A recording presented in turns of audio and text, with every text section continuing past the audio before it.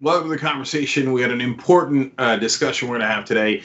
So you've seen progressive Democrats win across all across the country. Jamal Bowman, Cori Bush, and there's just Democrat who's doing great in Massachusetts. He's a very progressive candidate. His name is Alex Morse, and he's nearly caught the incumbent, who's a very powerful head of the House Ways and Means Committee for the Democrats. So of course there has to be a counterattack now by the establishment. And as usual, it's a smear. And I think it's very interesting for the point of view of this race, but it's also really interesting phenomenon for you all to know about politically and what happens. So we brought on Alex Morse here. He's the person that was attacked and is the progressive candidate in the race. Alex, welcome back to the Young Turks. Thank you so much for having me back to talk about this. No problem. So, Alex, you went to go give a speech at a local college, and it seemed like the most innocent thing in the world. And then all of a sudden, I think about a week ago or even less, a couple of days ago, folks came out and started saying fairly unbelievable things about you. So first, just set up the story of what happened and what the charges are, and then we'll talk about how they were debunked by the Intercept and others, and then we'll talk about the political phenomenon of how this happens to progressives pretty much every time. It's no surprise that this came 3 weeks out from the primary election, while we're on the path of defeating one of the most powerful Democrats in Washington. And so incredibly suspicious timing, and again, coming from the college Democrats a week ago today, receiving an email with no specifics and no names, disinviting me from College Democrats events, saying that I attended College Democrats events merely to meet college students and connecting with them on Instagram and otherwise. And I want to be very clear that I will not apologize for being gay, for being single, and for having consensual sex or relationships with other adult men. I think our community, our generation, young people, and queer people in particular, have unfortunately internalized these heteronormative expectations and are used to the over-policing of our personal sex lives. And this, again, is incredibly suspicious to come out 3 weeks before the election, and now thankful to investigative reporting that have actually uncovered a number of facts behind the scenes that led to the email and the posting of the email in the UMass Daily Collegian last week. Timothy Ennis, who is a student there, who apparently took a class from Richie Neal, and other students now telling the Intercept that he was looking for a way in to work for Richie Neal. He's the one that puts out this letter. First of all, did they vote on this in the College Democrats? Did all the students agree to this, or was it just basically two people at the top who apparently were trying to curry favor with the Democratic incumbent? Yeah, I mean, I can't speak to, who exactly put the letter together. And I mean, we are getting feedback, and there have been a number of College Democrats now on record saying that there was no up or down decision, no conversation, no vote on the sending of this email. And based on the reporting in the Intercept last night, was a concerted effort to undermine and dismantle my campaign for Congress, where we literally have members of the College Democrats talking about looking for me on dating apps and potentially baiting me on Instagram. And when you look at the screenshots of our Instagram conversations, just talking about, good to see you today. Hey, I'm marching in a parade. I hope we're doing well. I mean, end of conversation. And so this letter, this email that has now been amplified by media at every level, and the use of language in response to these allegations, the use of words like predator and abuser, are all too familiar with members of the gay community. And I think it's incredibly problematic, and the use of age-old homophobic tropes against people like me and others in our community. So I want to be super clear. They have Ennis, the Intercept does, saying, quote, but I need a job. Neal will give me an internship. So it's super clear. It's a hatchet job on purpose.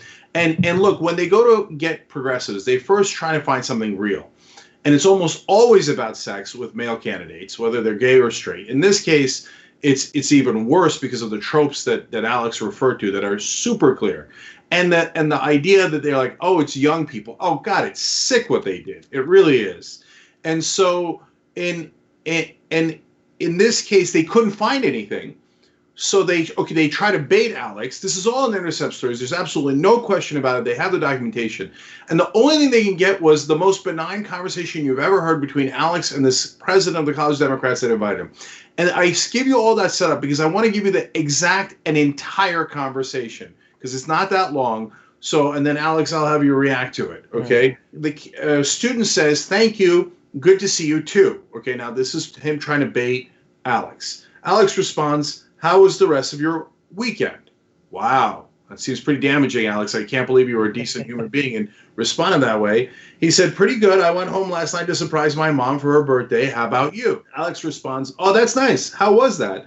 "I had an event to go to last night to speak, then had a wine tasting party at a friend's house. Now I'm in North Adams about to march in a parade."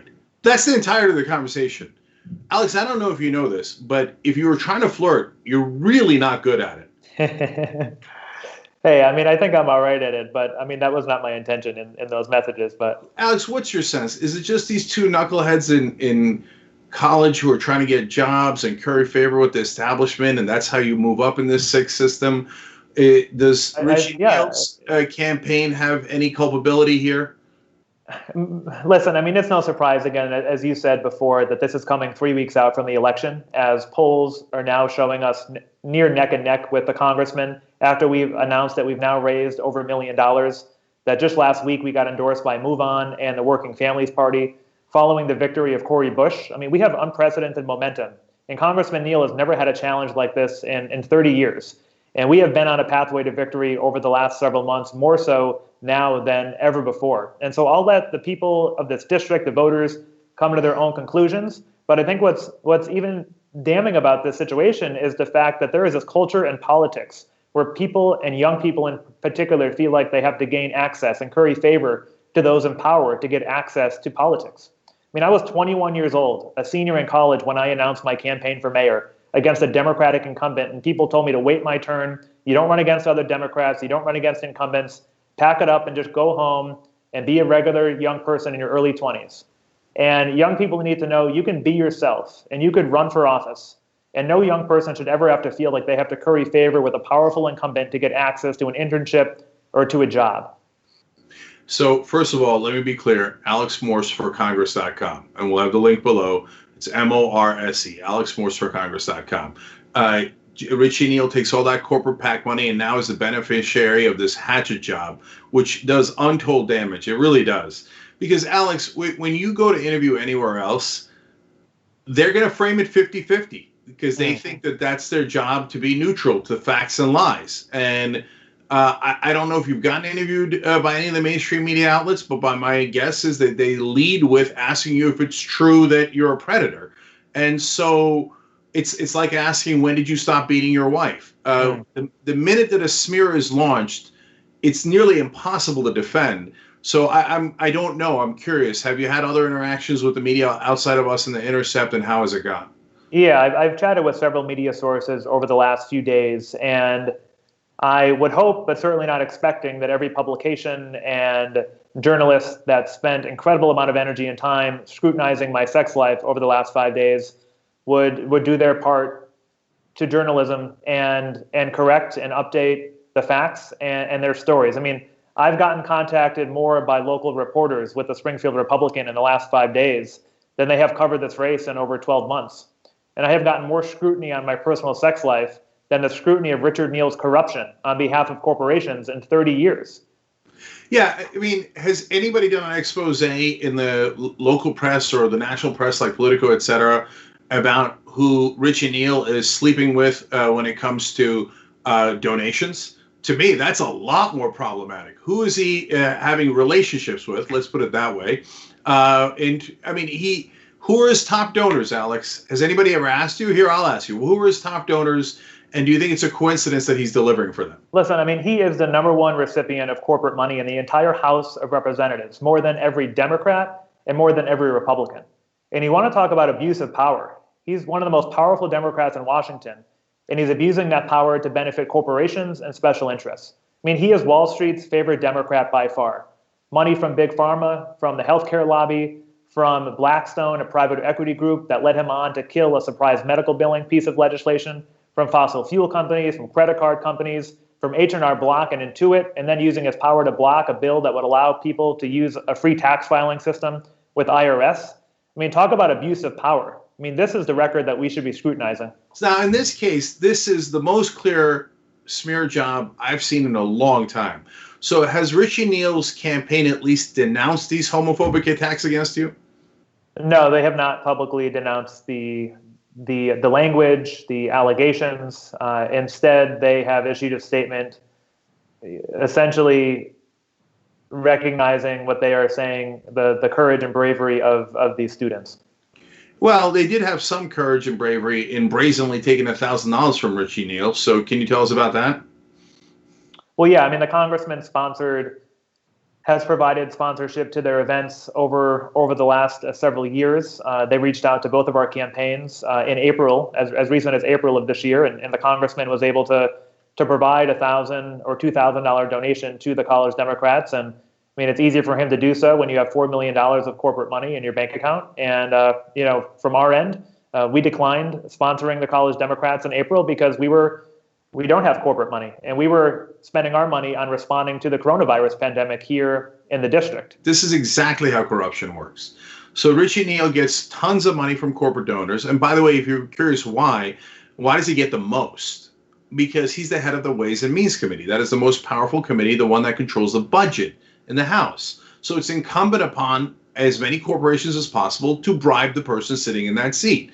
And now the press won't call it bribery, but when you give somebody $78,000 or millions of dollars, you're not doing it for your health. A corporation is legally not allowed to do anything except get return on investment. And politicians like Richie Neal are a great return on investment. So then he turns around and uses some of that money to give to college Democrats. I don't understand why a congressman is giving to college Democrats. College Democrats should have great funding, but I don't know why it would come from a random congressman. And then it turns out they go and do a smear attack against one of his opponents. Alex, isn't this like Richie Neal's career and this particular story, in a sense, the perfect picture of corruption?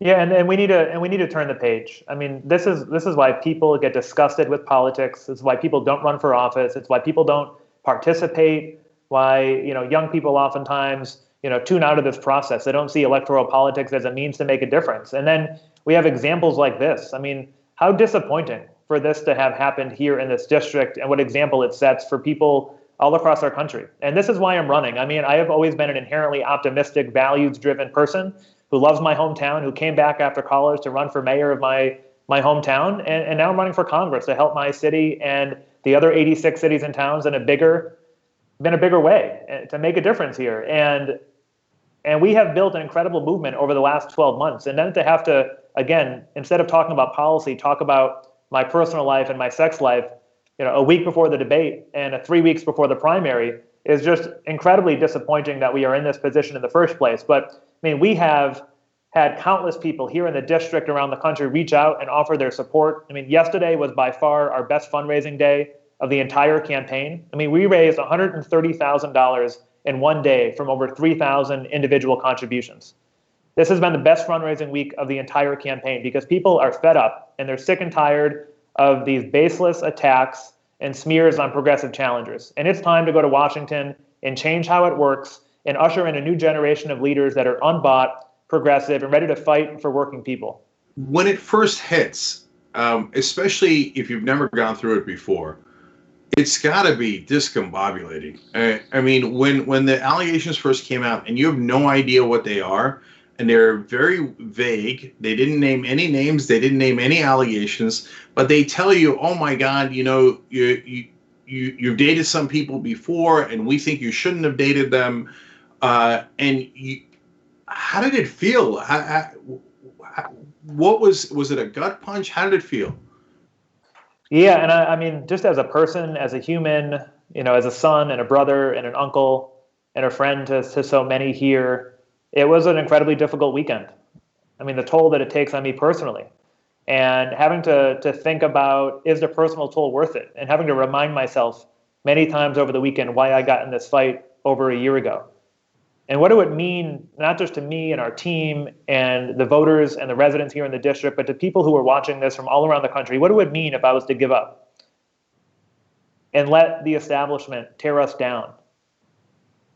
And it was just an incredibly painful weekend for me and the people around me. And I remember convening and looking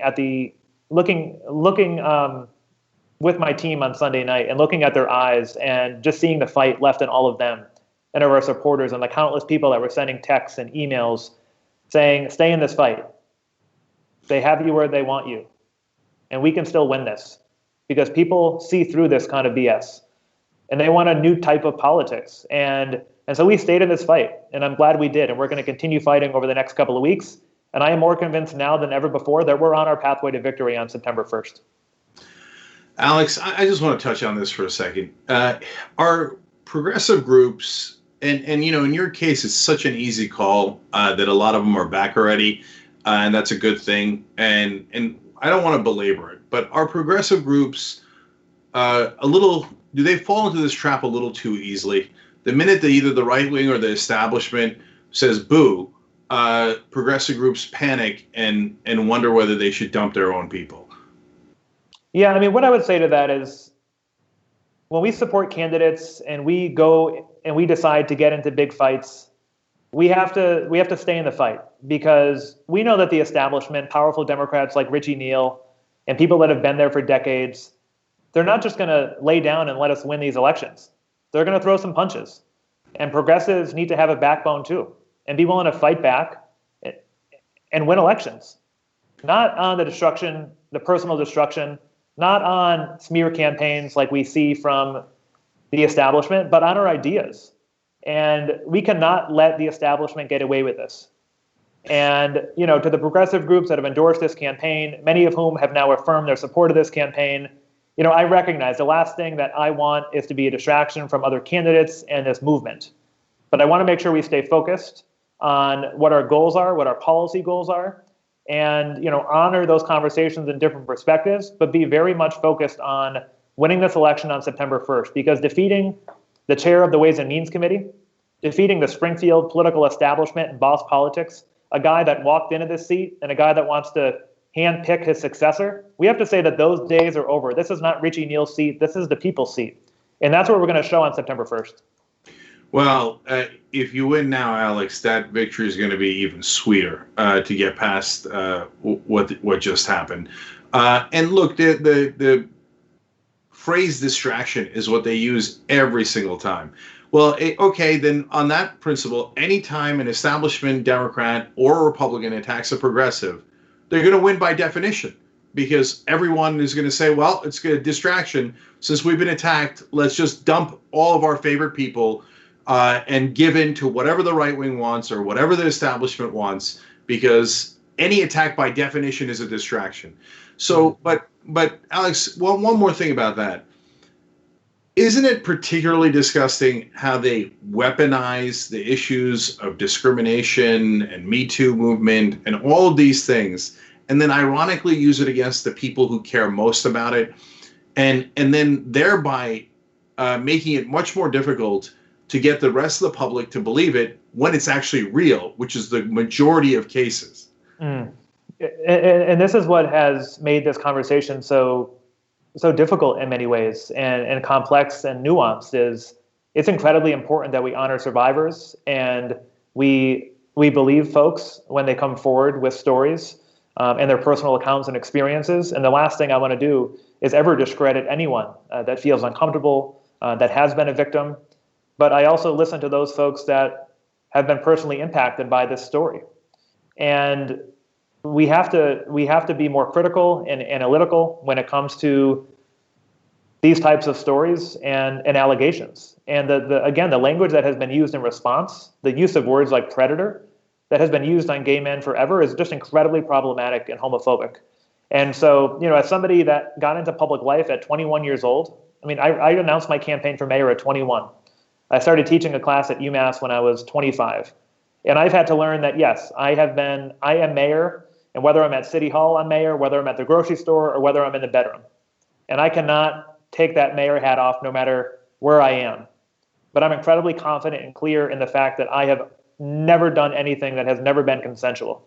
And so when this story broke on Friday night, knowing who I am and what I've done and what I haven't done, and when you're leveled with almost no ability to provide or even anything specific to respond to. I mean, I want to be very clear, Politico, I mean, Alex Thompson at Politico, other journalists, they were shopped this story around for months, for weeks, and no one went forward with it because they couldn't get anyone on record. And instead, what we have is a very deliberately worded email that was then printed word for word in a college newspaper that was unamplified by every media outlet in the country, without nuance, without investigation, and thankful to the Intercept and the journalists there and the investigative reporters that did their due diligence to get to the bottom of things. Yeah. Where do we go to get our reputations back, right? And so, at least in your case, it is crystal clear, and there is one place people can go in your district. It's the ballot box. So everybody, make sure you're voting. It's the most important thing. And you know, we're not shy about our perspective on this show. You know, obviously, AlexMorseForCongress.com. I got no issue saying it. The link is down below. Help in any way you can. And if you want to hear us talk about prior policies, we've done that in the past. Please go look that up. And on the website, you could also see all of Alex's policies and focus on that. And if you agree with him, great. If you don't, that's totally okay. But make sure you're voting based on policies that affect your lives, not on any of these horrible smear tactics that politicians use. So, Alex, thanks so much for joining us again on the Young Turks. We appreciate it. Thank you so much, Cenk. I really appreciate the opportunity. The TYT Plus app is now available on iOS and Android. Download to get more TYT content at tyt.com/app.